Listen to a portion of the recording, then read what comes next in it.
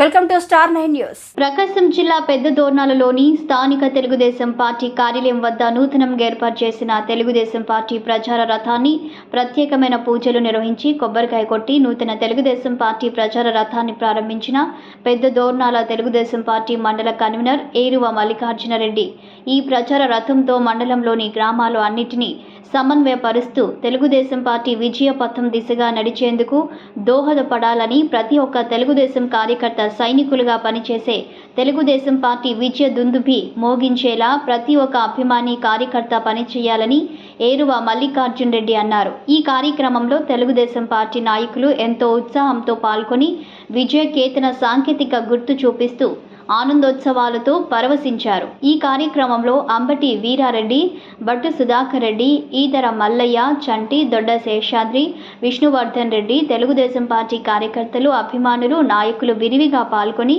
కార్యక్రమాన్ని విజయవంతం చేశారు.